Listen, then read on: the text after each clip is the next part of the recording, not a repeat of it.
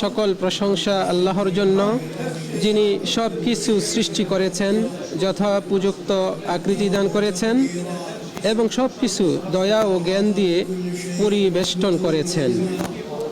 নিশ্চয়ই তিনি সহনশীল ও পরম ক্ষমাশীল। আমি আমার রবের অগণিত প্রশংসা ও কৃতজ্ঞতা প্রকাশ করছি আমাদের জানা ও অজানা, তার প্রকাশ্য ও গোপনীয় সব নিয়ামতের জন্য। আমি সাক্ষ্য দিচ্ছি যে আল্লাহ ছাড়া সত্য কোনো মাবুদ নেই, তিনি এক, তার কোনো অংশীদার নেই। তিনি সর্বদাই উত্তম গুণাবলী ও সুন্দর নামের অধিকারী। আমি আরও সাক্ষ্য দিচ্ছি যে আমাদের নবী ও সর্দার মুহাম্মদ তার বান্দা ও রাসূল। আল্লাহ তাকে বিশ্ববাসীর প্রতি প্রেরণ করেছেন রহমত স্বরূপ এবং সুসংবাদ বাহক ও সতর্ককারী রূপে, আর আল্লাহর নির্দেশে তার পথে আহ্বানকারী ও আলোকিত প্রদীপ হিসেবে। হে আল্লাহ, আপনার বান্দা ও রাসূল মুহাম্মদ এবং তার পরিবার ও সাহাবাদের প্রতি অগণিত শান্তি, বরকত ও রহমত বর্ষণ করুন। অতঃপর আপনারা আল্লাহর তাকওয়া অবলম্বন করুন, তার সন্তুষ্টিমূলক আমল সম্পাদন এবং তার নিষেধকৃত বিষয়গুলো থেকে বিরত থাকার মাধ্যমে। তাহলে তিনি আপনাদের জন্য তার সন্তুষ্টি অবধারিত করবেন এবং আপনাদেরকে জান্নাতের সর্বোচ্চ মর্যাদায় প্রবেশ করাবেন। মহান আল্লাহ বলেন, ইন্নাহু মান ইয়াতি রাব্বাহু মুজরিমান ফাইন্না লাহু জাহান্নাম লা ইয়ামুতু ফিহা ওয়ালা ইয়াহইয়া। যে তার রবের নিকট অপরাধী অবস্থায় আসবে, তার জন্য রয়েছে জাহান্নাম, সেখানে সে মরবেও না, বাঁচবেও না। আর যারা তার কাছে সৎকর্ম করে মুমিন অবস্থায় আসবে, তাদের জন্যই রয়েছে সুউচ্চ মর্যাদা, স্থায়ী জান্নাত, যার পাদদেশে নদী প্রবাহিত, সেখানে তারা স্থায়ী হবে এবং এটা তাদেরই পুরস্কার যারা পরিশুদ্ধ হয়। হে মানব সকল, মহান আল্লাহ তাআলা বলেন, ইয়া বানি আদম ইম্মা ইয়াতিয়ান্নাকুম রাসূলুম মিনকুম ইয়াকুসসুনা আলাইকুম আয়াতি ফামান ইত্তাকা ওয়া আসলাহা ফালা খাউফুন আলাইহিম ওয়ালা হুম ইয়াহজানুন। হে বনি আদম, যদি তোমাদের নিকট তোমাদের মধ্য থেকে রাসূলগণ আসেন যারা আমার আয়াতসমূহ তোমাদের কাছে বিবৃত করবেন, তখন যারা তাকওয়া অবলম্বন করবে এবং নিজেদের সংশোধন করবে, তাদের কোনো ভয় থাকবে না এবং তারা চিন্তিতও হবে না।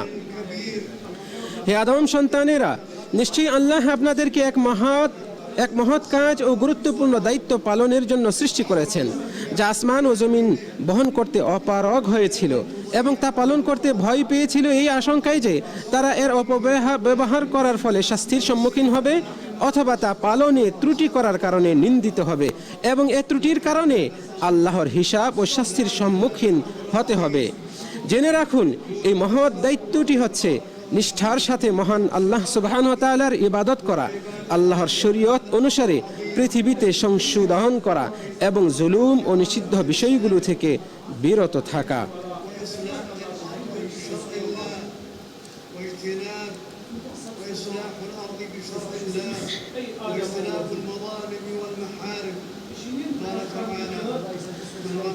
মহান আল্লাহ সুবহানাহু ওয়া তাআলা বলেছেন, মান আমিলা সালিহান ফালিনাফসিহি ওয়া মান আসাআ ফাআলাইহা ওয়া মা রাব্বুকা বিযাল্লামিল লিল আবিদ। যে সৎ কাজ করে সে তার নিজের কল্যাণের জন্যই তা করে, এবং কেউ মন্দ কাজ করলে তার প্রতিফল সেই ভোগ করবে, আর আপনার রব তার বান্দাদের প্রতি মোটেও জুলুমকারী নন। হে আদম সন্তান, আপনার জীবনের শুরু ও শেষের বিষয়গুলো এবং শুরু থেকে শেষ পর্যন্ত পরিবর্তনশীল অবস্থাগুলোর ব্যাপারে চিন্তা করুন। আল্লাহ বলেছেন, লাকাদ খালাকনাল ইনসানা ফি কাবাদ। নিঃসন্দেহে আমি মানুষকে সৃষ্টি করেছি কষ্ট ক্লেশের মধ্য দিয়ে। মুফাসসিরগণ বলেছেন, আল্লাহ মানুষকে এমনভাবে সৃষ্টি করেছেন যে সে দুনিয়া ও আখিরাতের কষ্ট ও কঠিন পরিস্থিতির সম্মুখীন হবে। তারপর ধৈর্যশীল ও পরহেজগারদের জন্য রয়েছে অনন্ত সুখ সমৃদ্ধি, আর যারা প্রবৃত্তির অনুসরণ ও নিষিদ্ধ কামনা অবসানের পথে চলে তাদের জন্য রয়েছে শাস্তি। মহান আল্লাহ তাআলা বলেন, ওয়াত্তাবা'আল্লাযীনা যালামু মা উতরিফু ফীহি ওয়া কানু মুজরিমিন। আর যারা জুলুম করেছে তারা বিলাসিতার পেছনে পড়েছিল আর তারা ছিল অপরাধী। হে মানব সকল, হাসবুনাল্লাহ ওয়া নি'মাল ওয়াকিল, হাসবুনাল্লাহ ওয়া নি'মাল ওয়াকিল, আল্লাহই আমাদের জন্য যথেষ্ট এবং তিনিই উত্তম কর্ম বিধায়ক।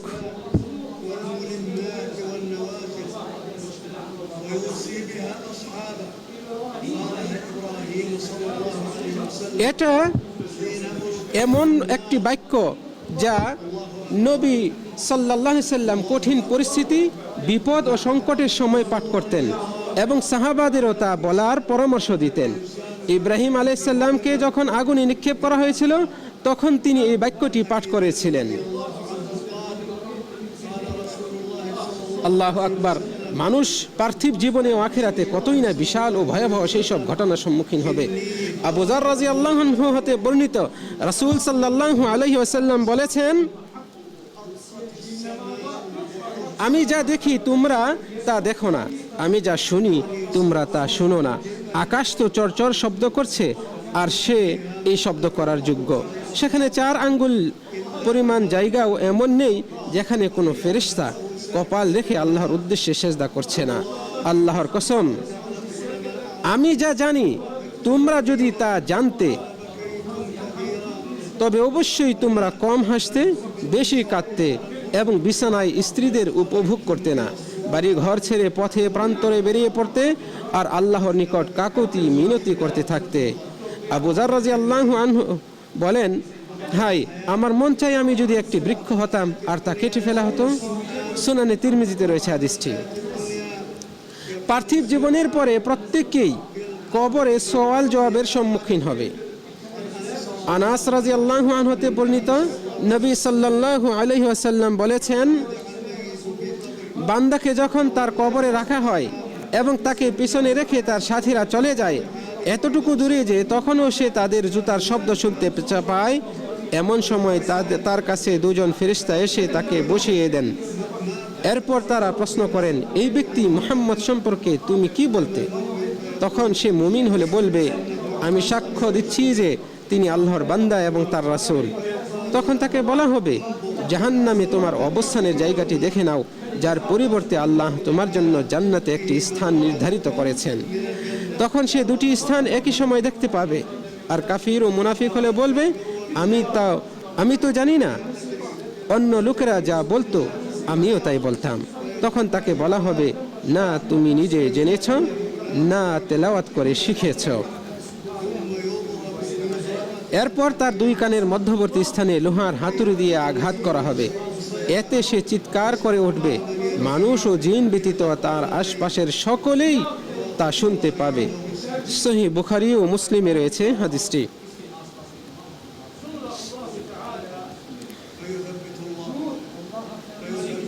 অতঃপর আল্লাহ তাআলা মুমিনদেরকে স্থির রাখবেন এবং মুমিন ও কাফিরদের বিপদগামী করবেন।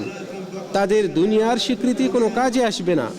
তারপর আল্লাহ তাআলা নবীদেরকে প্রশ্ন করবেন, তোমরা তোমাদের উম্মতের কাছে রিসালাত পৌঁছে দিয়েছিলে কিনা? এই প্রশ্ন নূহ আলাইহিস সালাম থেকে শুরু করে শেষ নবী মানব সরদার মুহাম্মদ সাল্লাল্লাহু আলাইহি সাল্লাম পর্যন্ত সকল নবীকেই করা হবে। এই মর্মে মহান আল্লাহ তাআলা বলেন, ফাকাইফা ইযা জি'না মিন কুল্লি উম্মাতিন বিশাহীদিন ওয়া জি'না বিকা আলা হাউলাই শাহীদা। অতএব কেমন হবে যখন আমি প্রত্যেক উম্মত থেকে একজন সাক্ষী উপস্থিত করব এবং তোমাকে উপস্থিত করব তাদের উপর সাক্ষী রূপে। যারা কুফরি করেছে এবং রাসূলের অবাধ্য হয়েছে তারা সেদিন কামনা করবে যদি তারা মাটির সাথে মিশে যেত, আর তারা আল্লাহর কাছে কোনো কথা গোপন করতে পারবে না। মহান আল্লাহ আরও বলেন, আর তাদেরকে থামাও, অবশ্যই তারা জিজ্ঞাসিত হবে, তোমাদের কি হলো যে তোমরা একে অন্যকে সাহায্য করছো না? মহান আল্লাহ তাআলা আরও বলেছেন, ফালানাসআলান্নাল্লাযীনা উরসিলা ইলাইহিম ওয়া লানাসআলান্নাল মুরসালিন। অতঃপর যাদের কাছে রাসূল পাঠানো হয়েছিল অবশ্যই তাদেরকে আমি জিজ্ঞেস করব এবং রাসূলগণকেও অবশ্যই আমি জিজ্ঞেস করব। অতঃপর অবশ্যই আমি তাদের নিকট জ্ঞানের ভিত্তিতে বর্ণনা করব, আর আমি তো অনুপস্থিত ছিলাম না। সবশেষে আল্লাহ তাআলা প্রত্যেক ব্যক্তিকে তার নিজের সম্পর্কে জিজ্ঞাসাবাদ করবেন। আবু বারজা আল আসলামী রাদিয়াল্লাহু আনহু হতে বর্ণিত, রাসূল সাল্লাল্লাহু আলাইহি সাল্লাম বলেছেন, কিয়ামত দিবসে কোনো বান্দার পাতা তখন পর্যন্ত নড়বে না যতক্ষণ না তাকে জিজ্ঞেস করা হবে কোন কাজে তার জীবন অতিবাহিত করেছে, ইলম অনুযায়ী কতটুকু আমল সে করেছে, তার ধন সম্পদ কোথা হতে উপার্জন করেছে এবং তা কোথায় ব্যয় করেছে, এবং তার দেহ কোন কাজের মধ্য দিয়ে জীর্ণ করেছে। সুনানে তিরমিজিতে রয়েছে হাদিসটি। ইমাম তিরমিজি হাদিসটিকে হাসান সহিহ বলেছেন। নিশ্চয়ই সেদিনের হিসাব হবে অত্যন্ত কঠিন এবং এর নিরীক্ষক হবেন অত্যন্ত সূক্ষ্মদর্শী। আর মহান আল্লাহ তাআলা, তার কাছে কোনো কিছুই তো গোপন নয়। তিনি অন্তরের খবর সম্পর্কে সম্যক অবগত। কিয়ামতের দিন কোনো বান্দার পা তার স্থান থেকে সরবে না এবং জান্নাতে যাওয়ার জন্য জাহান্নামের উপর স্থাপিত পুলসিরাত অতিক্রম করতে পারবে না যতক্ষণ না তাকে 4টি বিষয়ে জিজ্ঞেস করা হয়। তার জীবন সম্পর্কে কিভাবে সে তা নিঃশেষ করেছে, দিনের পর দিন, রাতের পর রাত সে তার জীবনটাকে কিভাবে কাটিয়েছে। যদি সে রবের নিকট সে সঠিক উত্তর দিতে পারে এবং তার জীবন মাওলার আনুগত্যে অতিবাহিত করে থাকে, তবে কতই না সৌভাগ্যবান সেই আনুগত্যশীল ব্যক্তিরা। মহান আল্লাহ বলবেন, সেদিন যেদিন সত্যবাদীগণ তাদের সত্যের জন্য উপকৃত হবে, তাদের জন্য আছে জান্নাত যার পাদদেশে নদী প্রবাহিত, তারা সেখানে চিরস্থায়ী হবে। আল্লাহ তাদের প্রতি সন্তুষ্ট এবং তারাও তার প্রতি সন্তুষ্ট। এটা মহা সফলতা। তাকে জিজ্ঞেস করা হবে তার সম্পদ সম্পর্কে, কোথা থেকে সে তা উপার্জন করেছে এবং কিভাবে তা ব্যয় করেছে। এটি একটি কঠিন প্রশ্ন এবং সে সম্পর্কে উত্তর দেওয়াটাও অনেক কষ্টসাধ্য। সম্পদের উৎস, এর বন্টন পদ্ধতি এবং ব্যয়ের মাধ্যম সম্পর্কেই তো তাকে জিজ্ঞেস করা হবে। হালাল সম্পদের কারণে সৎকর্মশীল ব্যক্তি জান্নাতের সর্বোচ্চ স্তরে প্রবেশ করবে। পক্ষান্তরে হারাম সম্পদের কারণে সে তার জীবনে ক্ষতির সম্মুখীন হবে এবং তার মৃত্যুর পরে ও তার উত্তরাধিকারীগণও এর অমঙ্গলের কারণে দুর্ভাগ্যবান হবে। খাউলা আল আনসারিয়া রাদিয়াল্লাহু আনহাতে বর্ণিত, তিনি বলেন, আমি নবী সাল্লাল্লাহু আলাইহি ওয়াসাল্লামকে বলতে শুনেছি, কিছু লোক আল্লাহ প্রদত্ত সম্পদ অন্যায়ভাবে ব্যয় করে, কিয়ামতের দিন তাদের জন্য জাহান্নাম অবধারিত। সহিহ বুখারীতে রয়েছে হাদিসটি। সুতরাং সম্পদের দায়ভার কতই না কঠিন এবং এর অকল্যাণ ও ক্ষতি কতই না বিশাল ওই ব্যক্তির জন্য যে তা কুপ্রবৃত্তির পথে ব্যয় করে এবং হকদারদেরকে বঞ্চিত করে। তাকে জিজ্ঞেস করা হবে তার ইলম সম্পর্কে, ইলম অনুযায়ী কতটুকু আমল করেছে। ইলম অনুযায়ী আমল করার অর্থ হলো যার প্রয়োজন তাকে শিক্ষা দেয়া, সে অনুযায়ী ভালো কাজের আদেশ করা, খারাপ কাজ থেকে নিষেধ করা। কাজেই সে ভালো কাজের আদেশ করবে এবং খারাপ কাজ থেকে নিষেধ করবে। মূলত সবচেয়ে বড় অনুগ্রহ হলো, ইহসান হলো মানুষকে সঠিক পথ দেখানো এবং খারাপ বিষয় থেকে নিষেধ করা।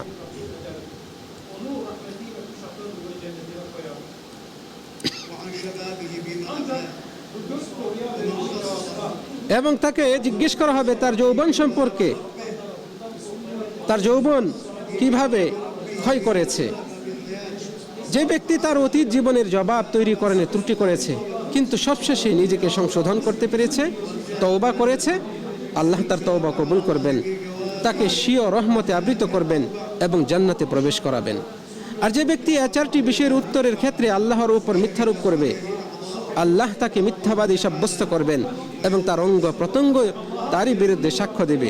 মহান আল্লাহ বলেন, আর যেদিন আল্লাহর শত্রুদেরকে জাহান্নামের দিকে সমবেত করা হবে, সেদিন তাদেরকে বিন্যস্ত করা হবে বিভিন্ন দলে। পরিশেষে যখন তারা জাহান্নামের নিকটবর্তী হবে, তখন তাদের কান, চোখ ও ত্বক তাদের বিরুদ্ধে তাদের কৃতকর্ম সম্বন্ধে সাক্ষ্য দেবে। আর যে ব্যক্তি সে রবের নিকট উত্তর প্রদানের ক্ষেত্রে মিথ্যা বলবে, আল্লাহ তার কাছ থেকে এর 4 বিষয়ে যে সে যা আমল করেছে তার স্বীকৃতি আদায় করবেন, তারপর তাকে জাহান্নামে নিক্ষেপ করবেন। মহান আল্লাহ বলেন, সেদিন মানুষকে অবহিত করা হবে যা সে আগে পাঠিয়েছে ও যা পেছনে রেখে গেছে। মহান আল্লাহ তাআলা আরও বলেন, হে মানুষ, তোমাকে রবের কাছে পৌঁছা পর্যন্ত কঠোর পরিশ্রম করতে হবে, অতঃপর তুমি তার সাক্ষাৎ লাভ করবে। অতঃপর যাকে তার আমলনামা ডান হাতে দেয়া হবে তার হিসাব নিকাশ সহজেই নেওয়া হবে এবং সে তার স্বজনদের কাছে প্রফুল্ল চিত্তে ফিরে যাবে। আর যাকে তার আমলনামা পিঠের পেছন দিক থেকে দেয়া হবে, সে অবশ্যই তার ধ্বংস ডাকবে এবং জ্বলন্ত আগুনে প্রবেশ করবে। নিশ্চয়ই সে তার স্বজনদের মধ্যে আনন্দে ছিল। মহান আল্লাহর কাছে মহাগ্রন্থ আল কোরআনের মাধ্যমে বরকত কামনা করছি আমার জন্য এবং আপনাদের জন্য, এবং আল্লাহ তাআলা আমাদেরকে আমাদের শেষ নবীর হেদায়েতের মাধ্যমে উপকৃত করুন সেই কামনা করছি। তার কাছে ক্ষমা প্রার্থনা করছি, আপনারাও তার কাছে ক্ষমা প্রার্থনা করুন, নিশ্চয়ই তিনি ক্ষমাশীল, পরম দয়ালু।